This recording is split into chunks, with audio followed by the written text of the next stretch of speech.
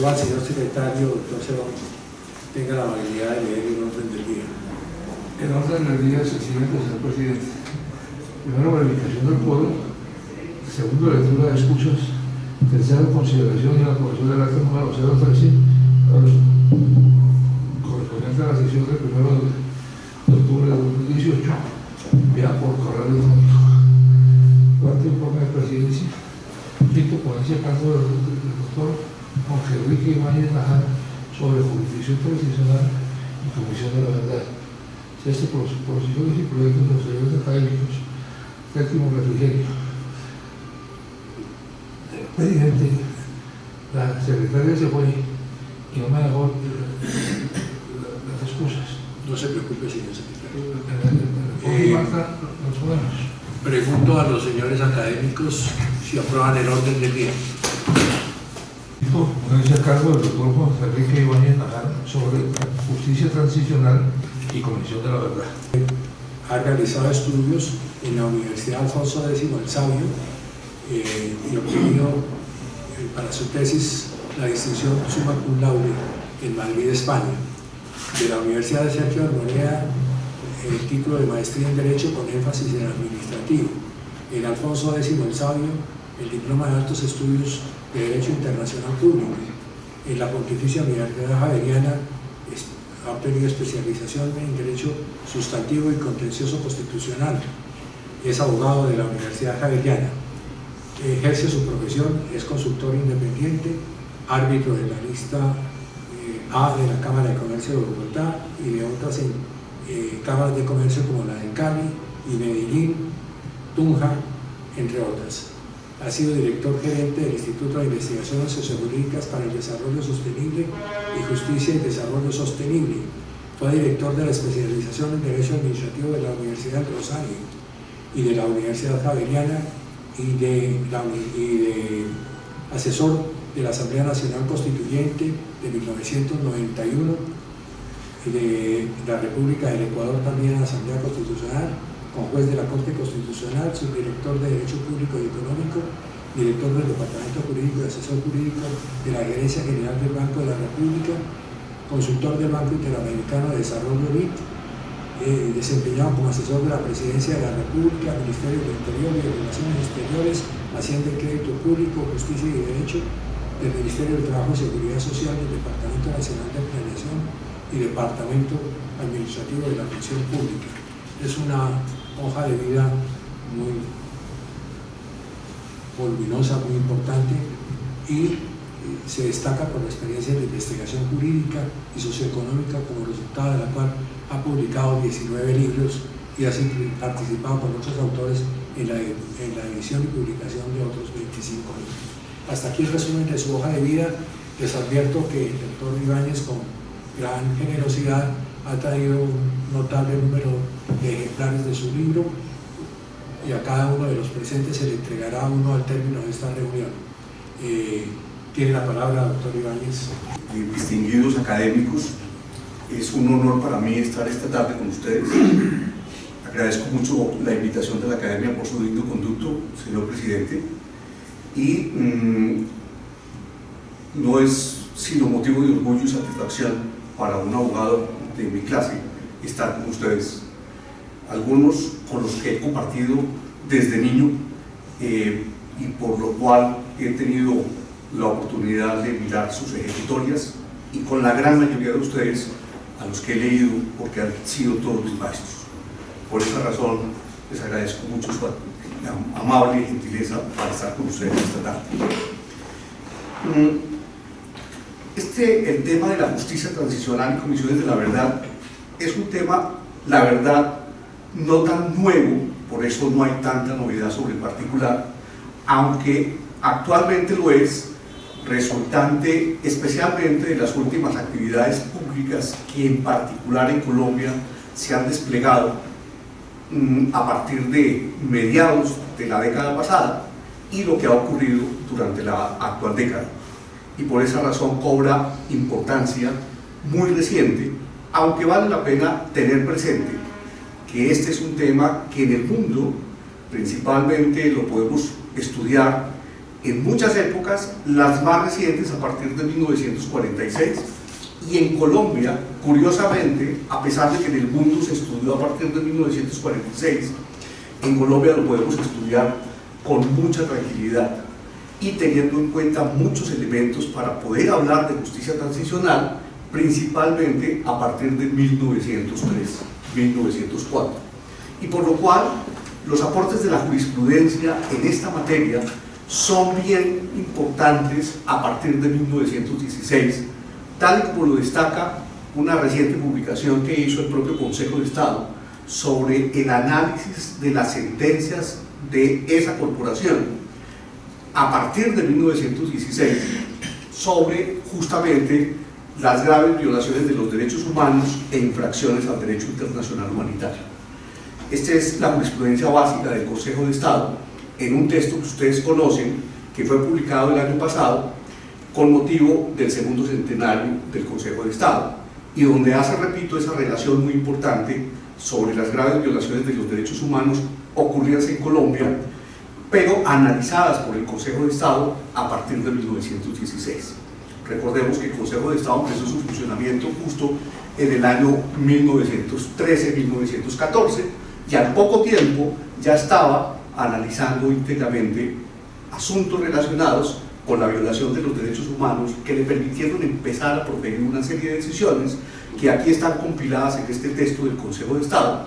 y que, para orgullo nuestro, no son el análisis y por lo tanto las decisiones de una corporación que solo comenzó en 1946 como en el resto del mundo, sino, repito, es el producto del análisis y de la decisión vía jurisprudencial del propio Consejo de Estado a partir de 1916. Por esa razón, repito, mientras que el mundo empezó a estudiar esta figura a partir del 46-47, después de la Segunda Guerra Mundial, en Colombia ya se estaba estudiando estos temas de una manera muy concreta y profunda por el propio Consejo de Estado, recién puesto en funcionamiento, repito, en 1916. Y a manera de paréntesis, es que hay instituciones que han sido perfectamente abordadas, principalmente o por la doctrina y luego por la jurisprudencia, y que son orgullo nacional. Acordémonos desde 1903 de la acción pública de inconstitucionalidad, creada mediante un instrumento legal y luego elevada a norma constitucional en la reforma de 1910. No fue la reforma del 10 la que la creó, sino antes una norma de carácter legal. Y luego, por supuesto, la acción pública de inconstitucionalidad es un referente histórico para los aportes que el derecho colombiano ha hecho al mundo en estas materias. Y en otras áreas, como el derecho económico, donde por primera vez en el mundo empezamos a hablar de banca central muy en los comienzos del siglo XX, que después se configuraría como una institución muy importante a partir de la Conferencia Internacional de Bretton Woods en 1945, y que permitió hablar en el mundo de lo que es la función de banca central. Nosotros ya habíamos trabajado en el tema. Y a su turno, instituciones muy recientes en el mundo, como los fondos de garantías. El primero en proponerlo en el mundo, para curiosidad nuestra, fue el doctor Alfonso López Pumarejo en 1914. Solo empezaron a crearse en Europa en los años 30, y aunque fue una propuesta en Colombia en 1914, empezó a funcionar porque se creó finalmente el Fondo de Garantías en 1985. Son ejemplos de cómo hay instituciones que se van creando, perfilando y más adelante desarrollando en Colombia, que luego tienen una importante expresión en el resto del mundo. Por lo cual nos sentimos orgullosos de esos aportes importantes que desde el derecho, la doctrina y la jurisprudencia se hacen sobre el particular. Por esa razón, el tema de la justicia transicional, aunque abordada en el mundo a partir de 1946 y otra vez recientemente en Colombia, permite trabajar ese tema, especialmente en la última década del siglo XX y lo que ha ocurrido del siglo XXI. ¿Por qué decimos que en Colombia se presenta un análisis de justicia transicional desde comienzos del siglo XX? Porque para todos ustedes lo conocen mejor que yo he sido el alumno de ustedes y ustedes me lo han enseñado. Después de los conflictos del siglo XIX, pero en particular del último conflicto del siglo XIX que se prolongó hasta comienzos del siglo XX y que terminó con la famosísima Guerra de los 1000 días, vino un proceso justamente que llamamos todos de transición. Después del conflicto vamos en la búsqueda de la paz, de la concordia y de la prosperidad. Vamos a buscar la verdad de lo que ocurrió, y aunque en ese momento no se utilizó un esquema de justicia propiamente dicha, sí se logró establecer unos mecanismos para lograr la concordia, la paz y la estabilidad, y se trabajó en procura de la reconciliación. Por eso, y no en vano, se hizo, entre otras cosas, como un criterio simbólico, la consideración, que luego se convirtió en una ley de la República y un comportamiento social general, de consagrar el país al Sagrado Corazón, como un instrumento de reconciliación, de paz y de concordia, para evitar la repetición del conflicto. Y para nadie es un secreto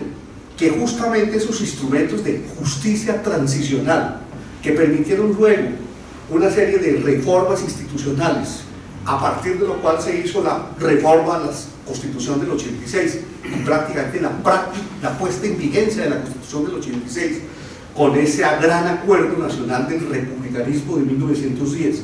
y la puesta en funcionamiento de nuevo de las instituciones republicanas, que permitieron justamente la creación de nuevas instituciones, nos permitió entre 1910 y 1926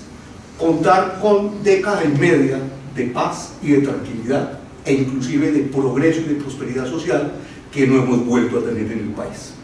Las únicas épocas de paz, de remanso y de tranquilidad con la que el país vivió en el siglo XX y que no vivió ni siquiera en el siglo XIX fueron los años de 1910 a 1926.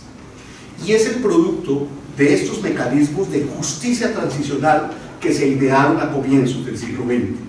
y que permitieron entonces el restablecimiento de la paz y de la concordia y de la tranquilidad. Lastimosamente perdimos el norte en los años 27 y 28, y de nuevo, por otras circunstancias, vino de nuevo la confrontación. A partir de 1931-32, por fortuna el conflicto con el Perú nos tranquilizó un tanto, porque nos unió en la lucha por la defensa de la paz frente a la comunidad internacional y del respeto de la soberanía frente a la agresión extranjera.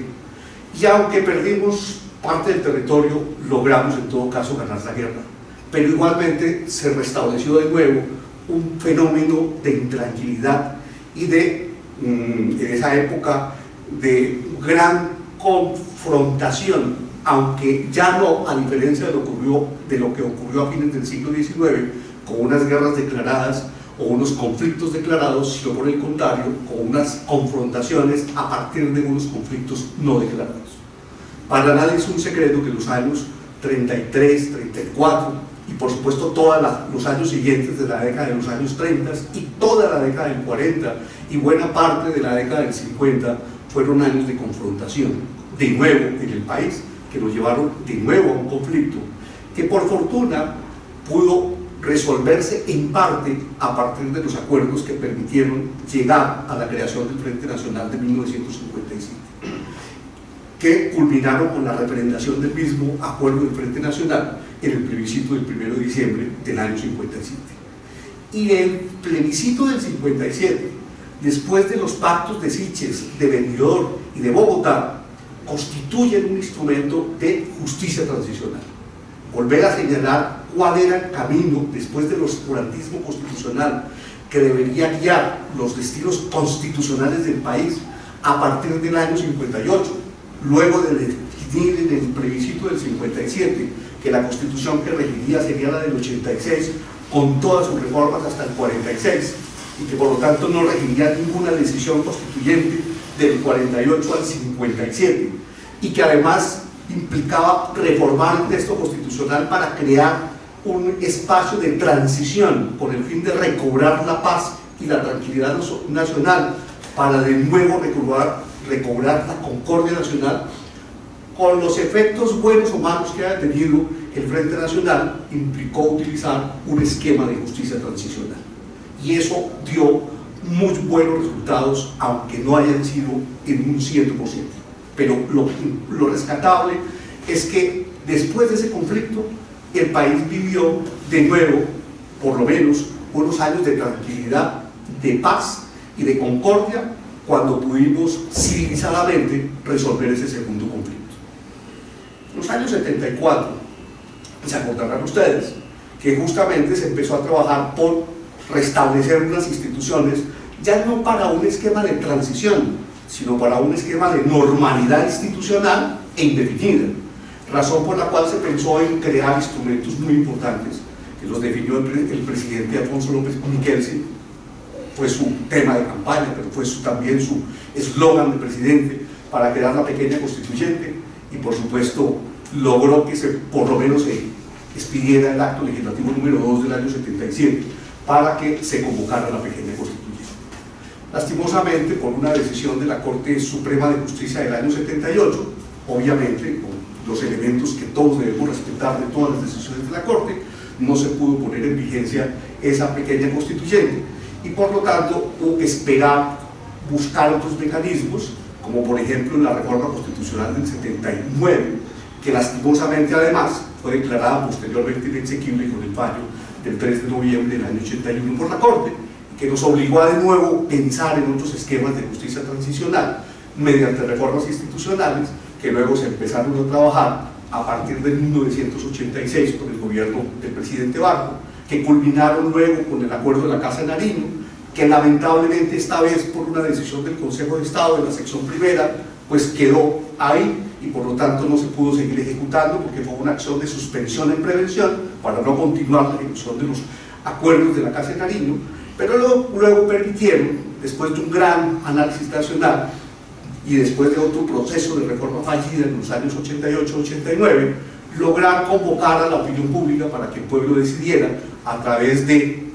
la consulta del 27 de mayo de 1990 sobre la posibilidad de retornar al restablecimiento de la paz y la tranquilidad mediante el uso de mecanismos de esta naturaleza. Luego del fallido intento de la séptima papeleta, que simplemente fue un hecho político, pero del cual no conocimos ni siquiera los resultados del conteo y mucho menos del escrutinio de la séptima papeleta, pero que constituyó un antecedente.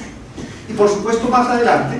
a partir de la expedición de la Constitución, se pensó que ahí podríamos trabajar, en 91, en un mecanismo para lograr la paz y la tranquilidad. Me devuelvo un poco, porque todos los que hemos visto este proceso de paz y de reconciliación, que ha tenido su última fase, pero no su definitiva, en los últimos años, tendremos que aceptar que el proceso de paz comenzó a partir de 1983 en el gobierno del presidente Belisario Betancur, con los acuerdos que durante su administración se hicieron con grupos subversivos de carácter político, como en primer lugar las FARC, luego el Ejército de Liberación Nacional y el más activo de todos en ese momento, que fue el M-19. Acuerdos que se respetaron por las fuerzas en conflicto en los años 83 y 84, que se rompieron por el M-19 en el año 85 y que retornaron hacia una serie de conflictos muy fuertes, especialmente provenientes de antiguos simpatizantes de esa célula subversiva, pero que permitieron el respeto, y eso todo el mundo lo reconoce, de esos acuerdos por parte de las FARC y del Ejército de Liberación Nacional, tanto que a las elecciones de 1986 concurrieron, después de crear la UP, o de los acuerdos que se hicieron entre la propia UP y otros partidos políticos, concurrieron a la elección de varios miembros a las corporaciones públicas, entre el Senado, la Cámara, las asambleas departamentales y los consejos municipales. Con lo cual podemos decir que hay una primera etapa de ese proceso de paz, una primera etapa que tuvo un resultado francamente favorable,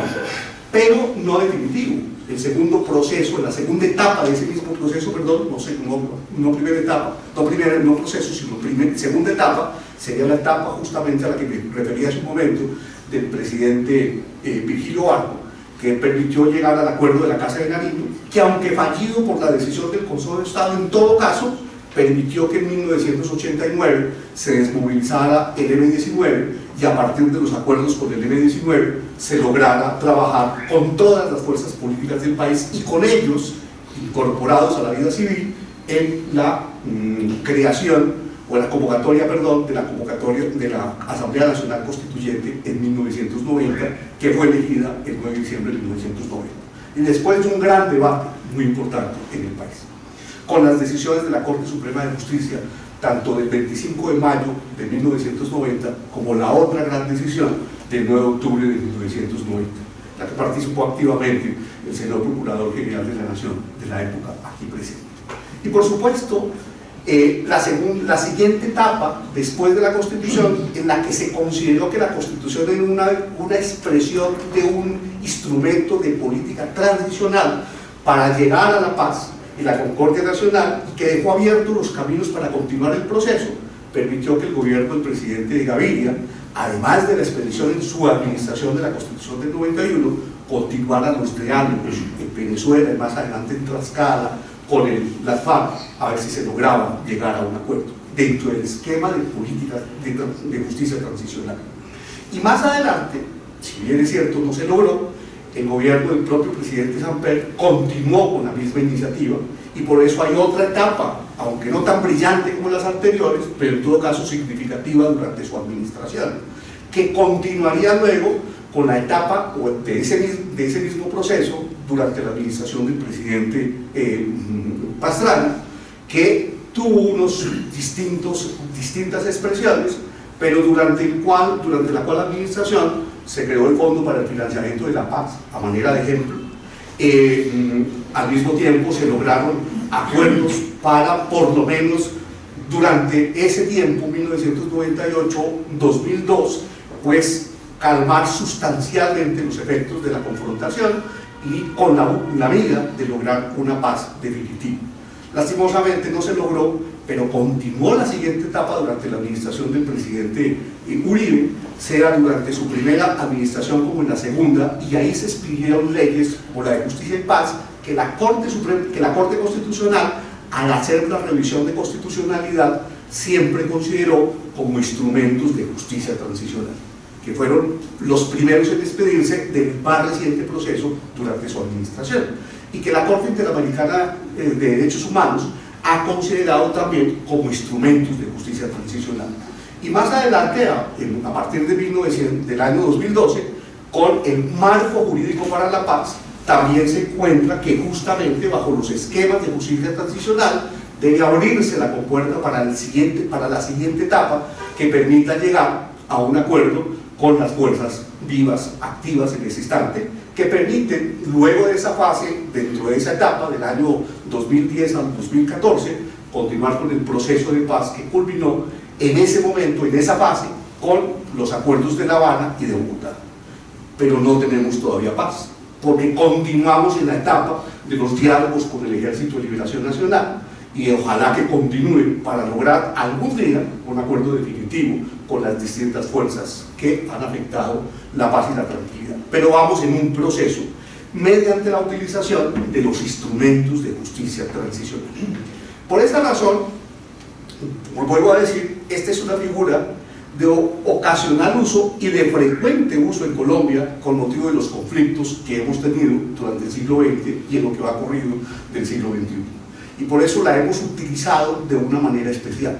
sin perjuicio de su utilización hecha en todas partes del mundo, y que es la que conocemos especialmente después de la Segunda Guerra Mundial, primero en Europa y luego, más adelante, especialmente en la última década del siglo XX, en Asia, en África de manera significativa, y también en la segunda parte, en la última década del siglo XX y en la primera década del siglo XXI en América Latina. En los conflictos que surgieron con motivo de hechos que ocurrieron primero en Paraguay, después en Argentina, después en Chile, más adelante en Guatemala, en El Salvador, en Honduras, en Brasil, en Perú, en el Ecuador, y que permitieron utilizar en cada uno de esos países instrumentos de justicia transicional para, luego de los problemas que afectaron a dichas comunidades políticas, lograr de nuevo la paz y la tranquilidad que todos conocemos. Y por esa razón entonces ha sido un instrumento utilizado en todas partes del mundo y de manera significativa en América Latina, especialmente, vuelvo a repetir, en Centroamérica y en el Cono Sur, después de los conflictos que pudimos observar después de 1954 en el caso de Paraguay, en los años 60 en Brasil, por supuesto en los años 70 en Argentina y en Chile, y posteriormente en estos otros países, los últimos, principalmente en Centroamérica. En todos ellos, en África, en Asia y después en Centroamérica, y luego primero después en Sudamérica y luego en Centroamérica, como instrumentos de justicia transicional apareció una figura bien interesante, que es la denominada Comisión de la Verdad. En algunos casos se llegó a la conclusión acerca de la imposibilidad de aplicar los instrumentos ordinarios de justicia para investigar y sancionar a los presuntos responsables de tantos hechos que generaron la violación de los derechos humanos o la infracción del derecho internacional humanitario. Además, porque hay máximos responsables, medianos responsables y un número muy grande, muy importante de responsables rasos que en todo caso recibieron instrucciones de los máximos responsables, y se llegó a la conclusión desde 1946, después de la Segunda Guerra Mundial, que por lo menos era importante definir la responsabilidad o determinar la responsabilidad de los máximos responsables. Y en ese sentido, ante la imposibilidad de tener una verdadera aplicación de instrumentos normales u ordinarios de justicia, se crearon tribunales especiales en buena parte del mundo, que son instrumentos judiciales, con tribunales internacionales, tribunales mixtos o tribunales nacionales. Pero además de eso, se empezó a trabajar con un instrumento importante en la búsqueda de la verdad. Porque a muchas personas y a muchas sociedades, a muchas colectividades, no les importó a partir de determinado momento tanto la investigación judicial para determinar la responsabilidad personal o colectiva de muchas personas, sino lo fundamental era conocer las causas del conflicto, determinar la verdad de la confrontación y poder, a partir de ahí, solo con el conocimiento de la verdad, obtener entonces la reparación. Si tomamos un ejemplo nuestro, de manera muy sencilla, los hechos que generaron la toma y luego la retoma del Palacio de Justicia el 6 y 7 de noviembre de 1985,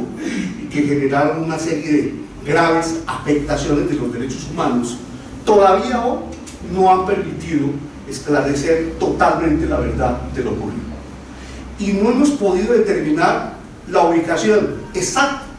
de determinadas personas que siguen figurando como desaparecidas. Y hoy cuando después de algunas pesquisas e investigaciones se obtiene la identificación de algunos restos de algunas de esas personas que figuraban como desaparecidas, automáticamente desaparecen otros que creíamos que estaban efectivamente identificados y respecto de los cuales sus propias familias habían hecho el duelo. Porque como no hemos identificado todo lo que sucedió, ni a quienes identificamos por los hechos que ocurrieron, pues simplemente estamos sin saber la verdad. Se acordarán ustedes sobre ese particular, a manera de ejemplo, que hubo una comisión de la verdad sobre los hechos del Palacio de Justicia, y sobre lo cual la comisión rindió un informe preliminar y luego el informe definitivo que más adelante publicaría la Universidad de Rosario. Y acá la conclusión de la comisión de la verdad es: tenemos que seguir investigando a ver si algún día sabemos qué fue lo que pasó en la toma y en la retoma del Palacio de Justicia, porque hay que hablar de los dos escenarios, la toma y la retoma, y nos hemos aproximado a la verdad, pero no tenemos todavía la verdad y tenemos que seguir trabajando en ella, porque como lo dijeron los autores de este informe en el año 2010 cuando lo produjeron, todavía no teníamos instrumentos para trabajar adecuadamente en la búsqueda de la verdad, en las fuentes, en la financiación para el funcionamiento de la organización, la comisión, y por lo tanto lo único cierto es que nos aproximamos a la verdad, pero no tenemos toda la verdad. Y en ese sentido, por esa razón, terminó siendo ese un trabajo fallido, y en ese sentido también, con fundamento en ello, es que ahora que estamos en una etapa especial del conflicto, sin perjuicio de continuar obteniendo resultados en otra etapa con otros actores del conflicto, es importante empezar a trabajar en la búsqueda de la verdad.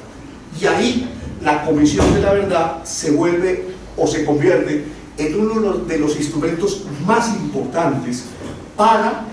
obtener eso, la verdad, pero sobre todo la verdad histórica, sin perjuicio de la actividad que deben desplegar los instrumentos transicionales de justicia, como la Jurisdicción Especial para la Paz, que va paralela, y o sin perjuicio de las reformas institucionales y o administrativas que implican la adopción de decisiones constituyentes o simplemente legislativas y administrativas para adoptar las decisiones que nos permitan, además, la reparación de las víctimas, que es el tema más importante, y adicionalmente el trabajo hacia la recuperación de la concordia, la paz y la tranquilidad en búsqueda de una paz duradera y estable. Y en ese sentido, entonces, independientemente de si funcionan o no los mecanismos de jurisdicción especial para la paz, la Comisión de la Verdad se convierte en un instrumento que nos va a permitir saber las causas del conflicto y a partir de ahí saber cómo debemos abordar hacia el futuro el tema, hacia la recomposición del tejido social, hacia el restablecimiento de la paz y de la concordia. Nosotros todos en Colombia hemos resuelto llegar a acuerdos de paz, pero olvidándonos de repasar la historia, borrando la historia o poniendo una cortapisa para no tener que recordar algunos antecedentes. Y eso ha sido o ha constituido una grave dificultad, tanto que, a manera de ejemplo, cuando algunos recuerdan el acuerdo de paz con el B-19, algunos dicen, pero no hicimos el duelo, no miramos la verdad de lo ocurrido, no miramos las causas y por lo tanto terminamos en una situación como desequilibrada, porque beneficiamos con las decisiones a algunos, pero afectamos a otros eventualmente por no haber hecho un justo equilibrio y por no haber parado ahí para mirar cuáles fueron de verdad las causas y determinar a partir de ese momento qué es lo que debemos hacer en el futuro. Razón por la cual algunos se desmovilizaron de verdad, pero otros parece que no se hubieran desmovilizado aún, y a pesar de que están en las actividades ordinarias de la vida política y social. Y en ese sentido, entonces, la figura de la Comisión de la Verdad, vuelvo a repetir, ha sido utilizada en 45 países desde 1993 hasta hoy, y se han producido la creación de 60 comisiones de la verdad, que han producido 60 informes de comisiones de la verdad, que han servido a cada una de las sociedades para saber exactamente lo ocurrido por motivo de desapariciones, de hechos de tortura u otras circunstancias que afectaron los derechos humanos o el derecho internacional humanitario. En Chile, a manera de ejemplo, hubo 3 comisiones de la verdad. Por eso hablo de 45 países con 60 comisiones de la verdad, porque varios países han tenido no solamente una, sino 2 comisiones de la verdad, para épocas posteriores al conflicto o durante el conflicto. En el caso de Sri Lanka tuvieron comisiones de la verdad durante el conflicto, y por supuesto se ha concluido que además los instrumentos de justicia transicional no solamente son instrumentos del post-conflicto, sino que pueden utilizarse durante el conflicto. Y esa es la razón por la cual, en el caso colombiano, a partir del marco jurídico para la paz del año 2012, pero sobre todo después de los acuerdos de La Habana y de Bogotá, se llegó a la conclusión de poder en funcionamiento, de poder crear y poner en funcionamiento una comisión de la verdad desde ya, no obstante que no hemos hecho un acuerdo de paz con otros actores del conflicto.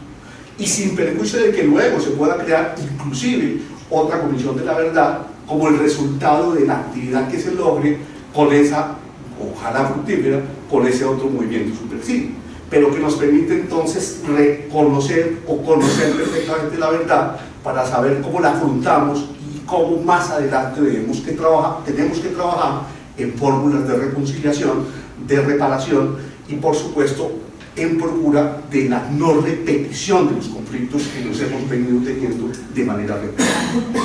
Este libro, que lo tendrán a su disposición en unos minutos, que ya estará en sus manos, justamente hace una historia, un análisis histórico de lo que es la justicia transicional para épocas post-conflicto o para épocas simultáneas con el conflicto, en la aplicación de estos instrumentos normativos, constitucionales, legales o administrativos, instrumentos a su turno de jurisdicción con tribunales especiales creados, sea para funcionar como tribunales internacionales, como el Tribunal de Nuremberg, como el Tribunal de Tokio, o tribunales más recientes como el de Yugoslavia, u otros tribunales nacionales con participación de magistrados extranjeros, por lo tanto mixtos, o simplemente con instrumentos propiamente dichos de carácter nacional. Pero además trata, todo en función de garantizar el respeto del Estado de Derecho, trata de otros instrumentos, entre ellos las comisiones de la verdad, y nos dice cómo funcionaron en el mundo, especialmente en América Latina, y cómo sus trabajos, resultado de una actividad de investigación muy seria, en la gran mayoría de los casos, han servido para la reconciliación nacional, e inclusive han servido para que las autoridades jurisdiccionales de investigación y de juzgamiento y finalmente de determinación de responsabilidad, tanto nacionales como internacionales, en este caso de responsabilidad internacional de los estados, como sucede con la Corte Interamericana de Derechos Humanos, utilicen los insumos de las comisiones de la verdad como medios de prueba, o por lo menos como instrumentos que guían o ilustran la ocurrencia de los hechos en cada uno de los países en conflictos, para finalmente determinar la responsabilidad internacional del Estado. Casi todas las decisiones de la Corte Interamericana de Derechos Humanos proferidas a partir de los años 90, 95, 96, en relación con la determinación de la responsabilidad internacional del Estado, en cada uno de los países que he mencionado, han fundado sus decisiones en los trabajos muy importantes que han hecho las distintas comisiones de la verdad en cada uno de ellos. Y por lo tanto le han dado un crédito muy importante al trabajo de las comisiones de la verdad. Y por esa razón, ya no solamente son instrumentos o insumos que sirven para conocer la verdad a nivel local, sino para determinar la responsabilidad internacional del Estado y conocer la verdad internacional. Y han servido, entre otras cosas, para aplicar en consecuencia, desde el punto de vista internacional, en aplicación del principio de convencionalidad, las convenciones internacionales a partir del conocimiento real de la verdad histórica, y poder decir, en algunos casos, no se pueden tener presentes o no se pueden aceptar otros mecanismos como las amnistías o los indultos, no en todos los casos, sino en algunos de ellos, otros de mecanismos que impidan tanto el reconocimiento de la verdad como al mismo tiempo que afecten la reparación o que afecten la no repetición o que impidan la reconciliación de la comunidad o de algunos miembros de la comunidad. Este es el documento, este es el libro que recoge justamente cada uno de estos instrumentos y nos permite saber cómo ha sido su aplicación en buena parte del mundo y especialmente en América Latina. Y nos permitirá saber a partir del acto legislativo número 1 del año 2017, con el decreto 588 también del año 2017, que prevén la creación y el funcionamiento y hoy ya su regulación de la Comisión de la Verdad. ¿Qué debía hacer en consecuencia una Comisión de la Verdad? Una Comisión de la Verdad que recoja todas las fuentes que sean necesarias para encontrar la verdad,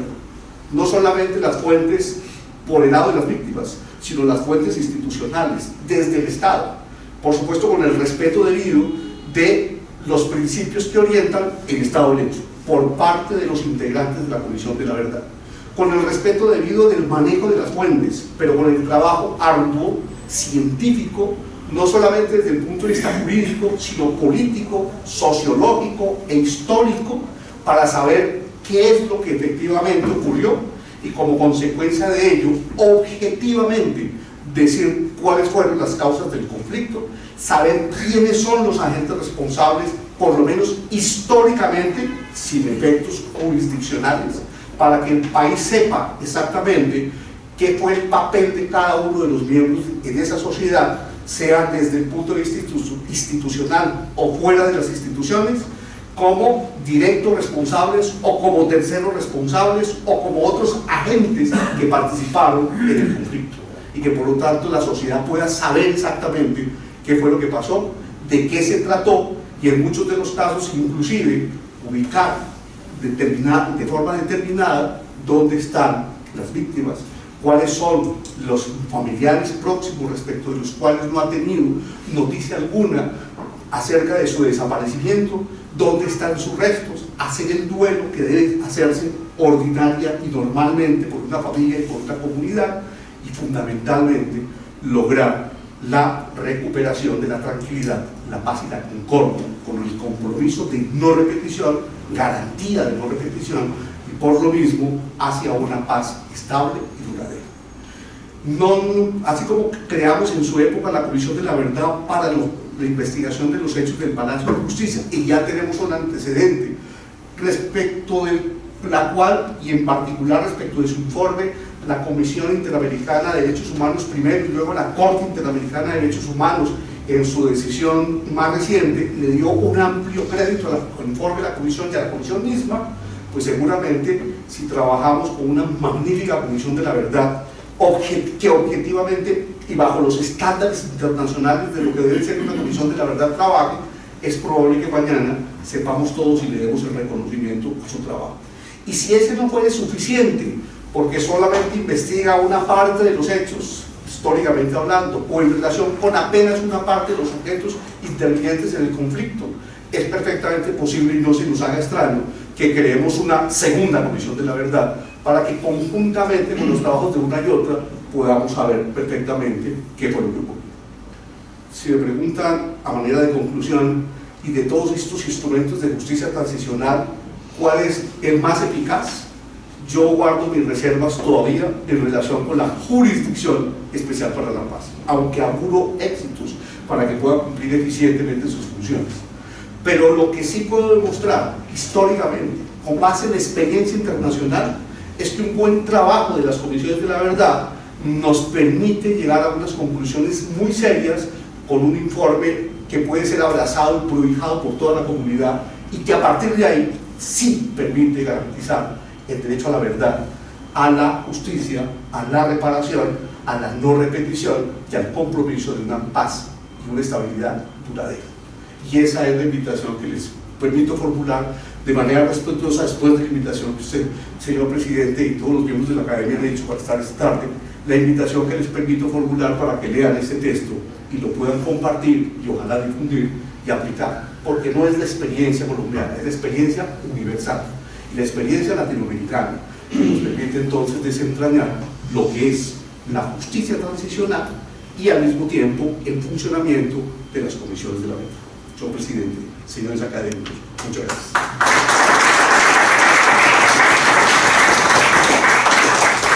Doctor Ibáñez, muchas gracias por su amable exposición, muchas gracias por el obsequio de sus libros para todos los académicos, y si usted me lo permite, ofrecería la palabra por si alguien quiere y usted acepta que le formulen Con mucho algunas gusto. preguntas. Con mucho gusto, muchas gracias. Tiene la palabra, doctor Estupiñán. Buenas noches a todos. Gracias, presidente. Qué rico tenerlo acá en su casa, doña Liliana. Sí, tengo varias inquietudes. Usted clasifica las comisiones de la verdad, ¿no? En internacionales, nacionales, con miembros internacionales, mixtas, bueno, hace toda esta clasificación. Y algunas las ubica como judiciales y extrajudiciales. En el caso nuestro, esta comisión del acuerdo quedó, entre comillas, extrajudicial, porque se supone que para eso está el tribunal, la JEP como tal. ¿Cómo ve eso desde la perspectiva comparada? O sea, ¿cómo compatibilizar una cosa con otra? Cuando el diseño que hicimos acá es diferente, digamos, en términos de esa clasificación interesante que usted presenta en su investigación. Gracias, doctora Liliana. Primero, cuando hablamos de justicia transicional, lo que estamos diciendo es que hay distintos instrumentos de justicia transicional. Algunos de ellos, instrumentos de justicia transicional, de carácter judicial y otros de carácter extrajudicial. Los de carácter judicial son los instrumentos que podemos denominar tribunales o juzgados, entre los cuales están los tribunales internacionales o los tribunales mixtos y los tribunales nacionales, algunos ordinarios y otros especializados, pero tribunales, como instrumentos de jurisdicción de paz o jurisdicción especial de justicia transicional. Como instrumentos distintos extrajudiciales está la Comisión de la Verdad. Siempre. La Comisión de la Verdad es un instrumento extrajudicial. No es un mecanismo que tenga por objeto investigar la verdad judicial, sino es un mecanismo que tiene por objeto mirar la verdad histórica. Y al mismo tiempo puede que sus insumos sean utilizados por los jueces nacionales o internacionales para deducir responsabilidad personal o responsabilidad institucional, pero ese no es el propósito de la investigación de la comisión. De eso se ocupará o la justicia transicional, la jurisdicción especial para la paz, perdón, en el caso colombiano, como se han ocupado los tribunales internacionales o nacionales o mixtos, o de eso se ocupan los tribunales ordinarios para los casos que no son de competencia de la jurisdicción especial para la paz. Y en ese sentido hay que separar lo que es los instrumentos judiciales versus los instrumentos extrajudiciales.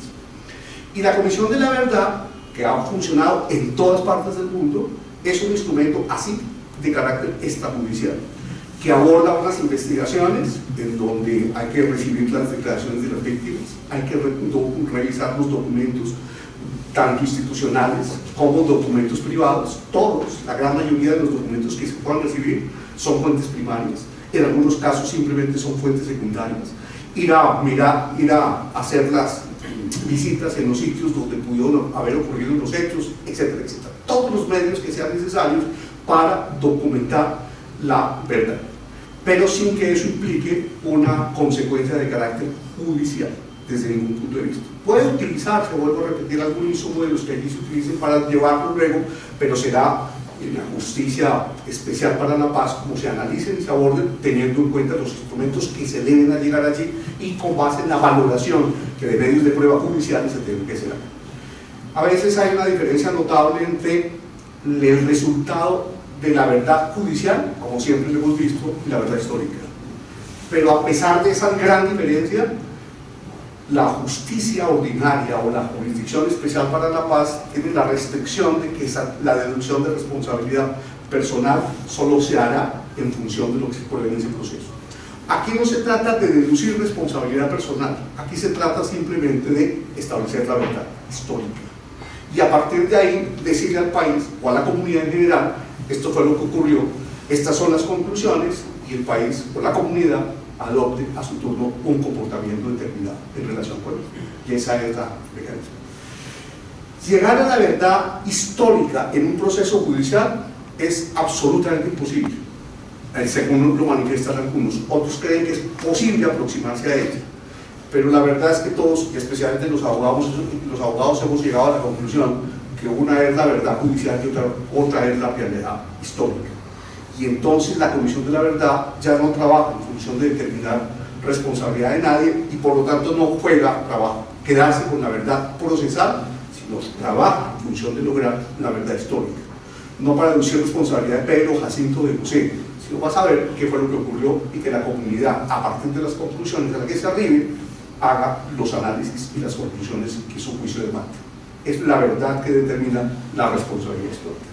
Y por eso es un instrumento bien importante,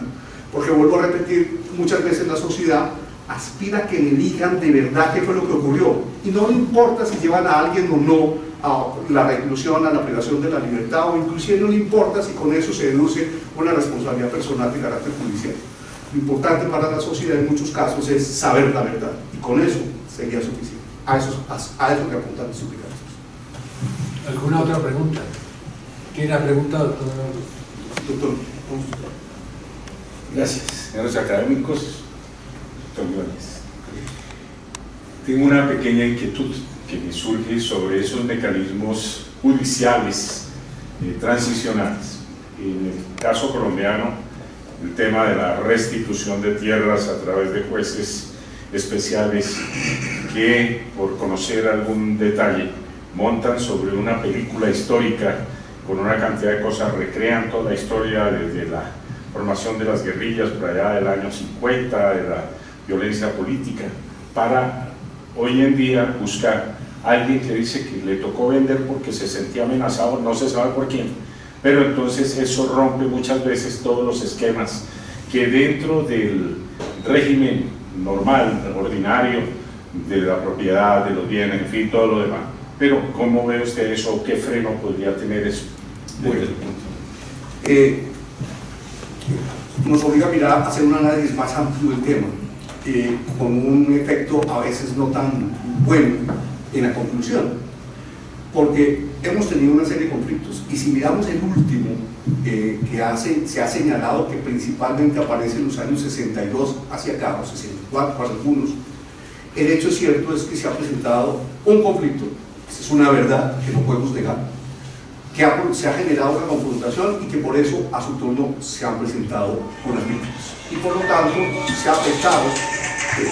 se ha generado un daño que hay que reparar en algún momento. Lo que pasa también, doctor Luis Augusto Cangrejo, es que aquí, en este país, mucha gente se pasa de vivo y sin que sea víctima de verdad se hace pasar por tal. Y lo vemos en todos los escenarios, no solamente por motivo de la ocurrencia de confrontaciones resultantes de conflicto interno, sino por motivo, por ejemplo, de que ha sucedido en muchas ocasiones, y lo vemos todos los días, por motivo de la ocurrencia de los desastres naturales. No es sino que ocurra un desastre vulcanológico, que aparecen muchos más afectados, entre comillas, que los propios afectados que estaban en la zona de la ocurrencia del fenómeno natural. Y eso ha ocurrido en todas las épocas. En el sistema de registro de víctimas, que llevaba primero Acción Social, que luego pasó al Departamento Administrativo de la Prosperidad Social y a través en particular de la Unidad de Víctimas,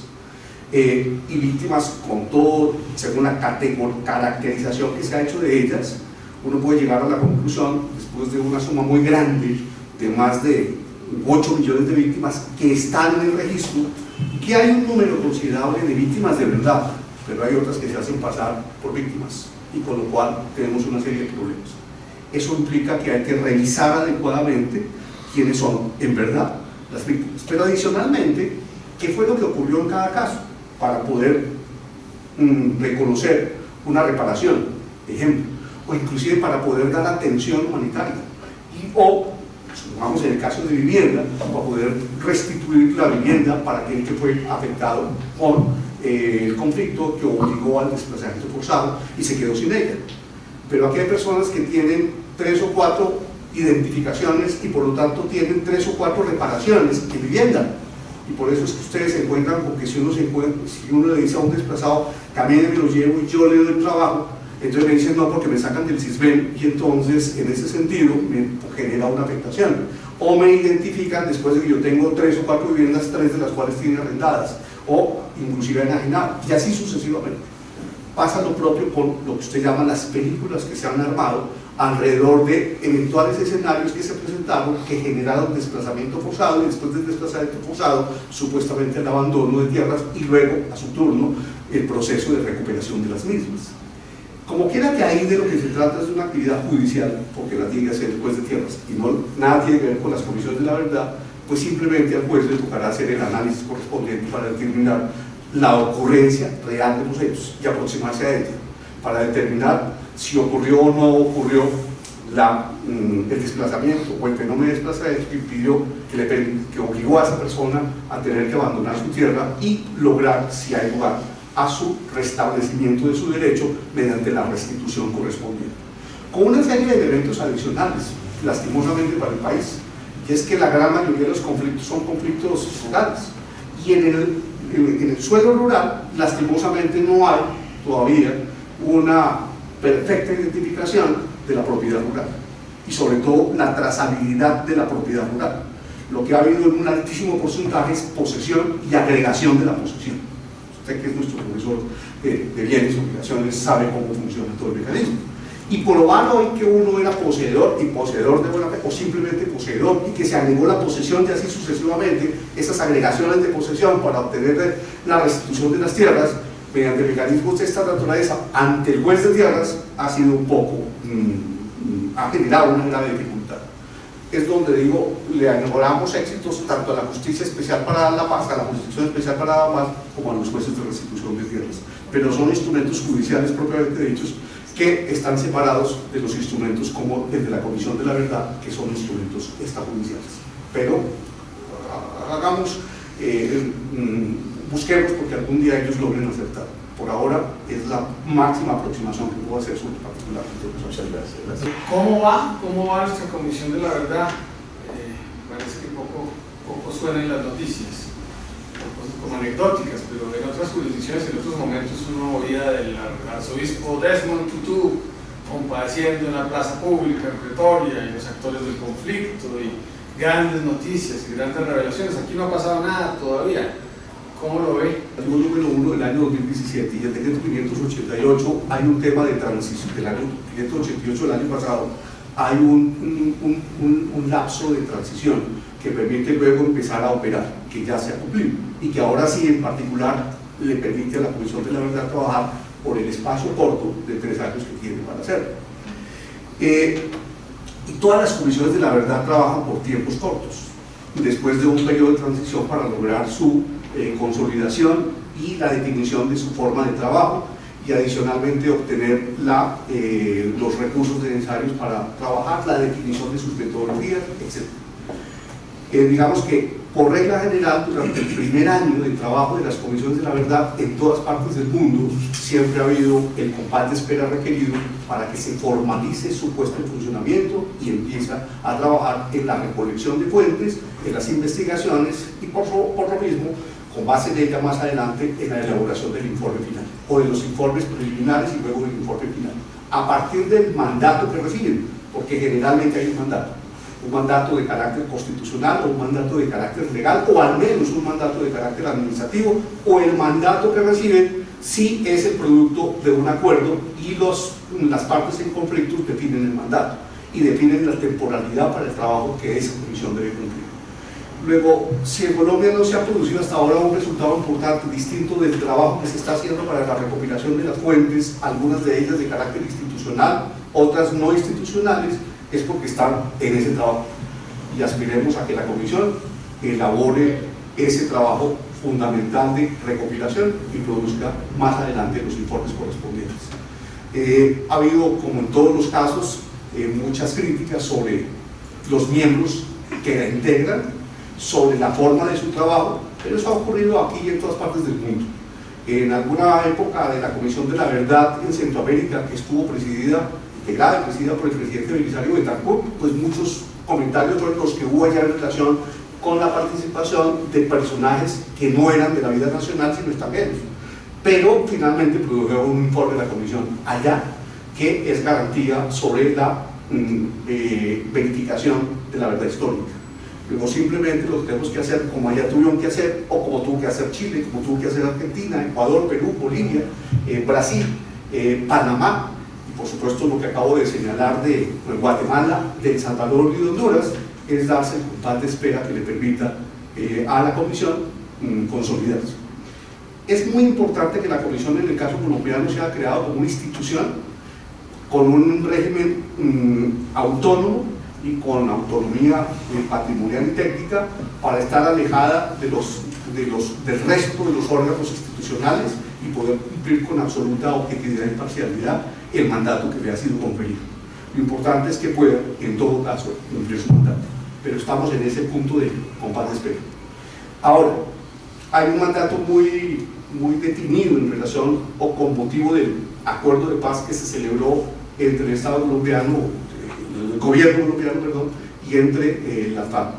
Pero recordemos que sigue, tal vez usted no estaba todavía presente, doctor Gonzalo, hace un rato cuando decíamos estamos en un proceso todavía de paz que tiene distintas etapas,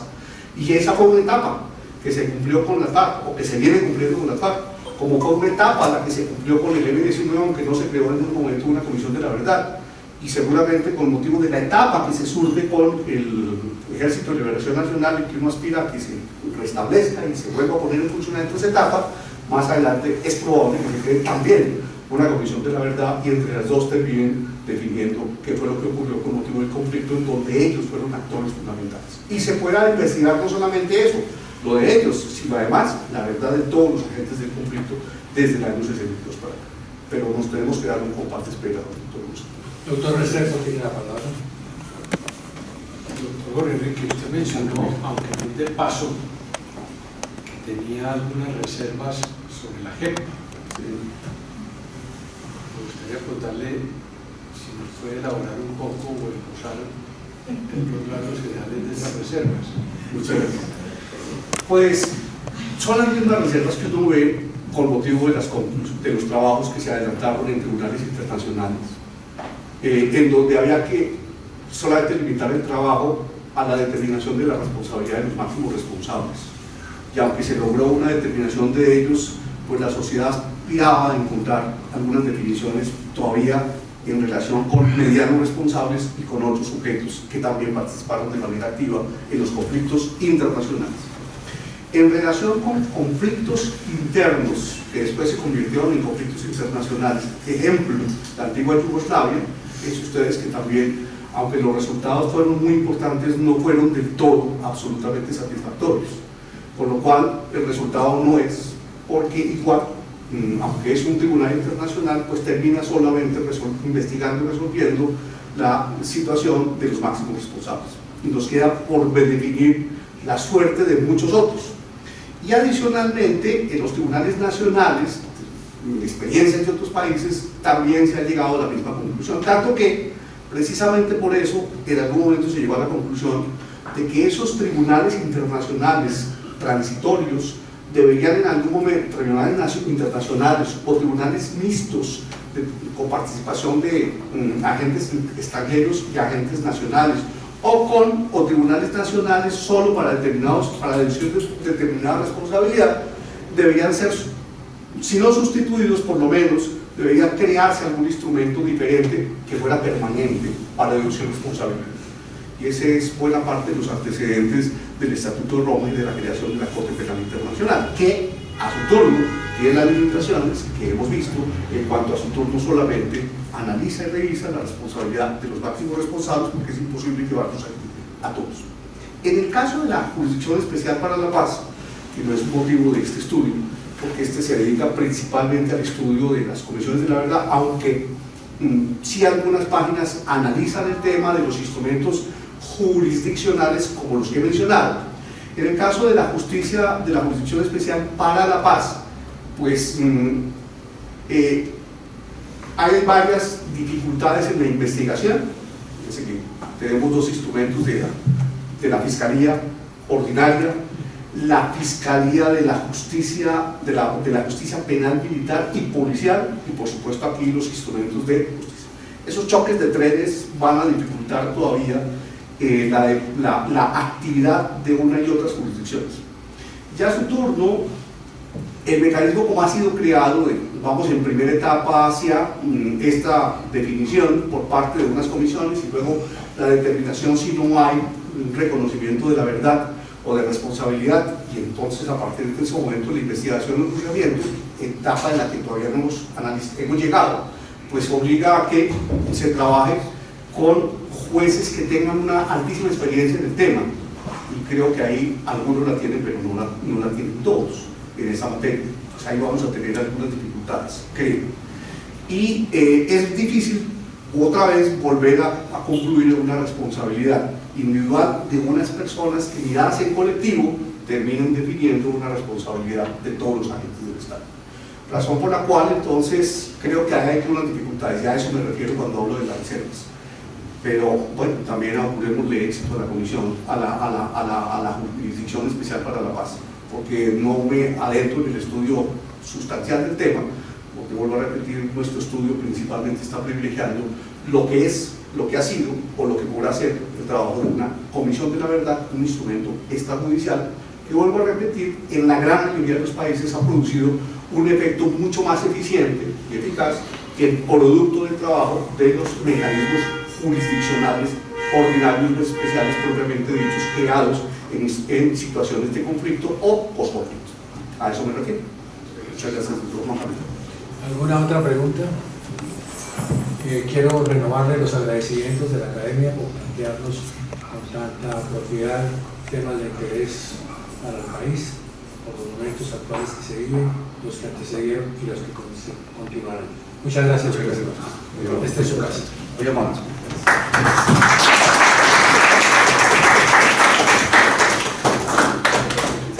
Continuamos con el orden del día, doctor. Queda levantar la sangre.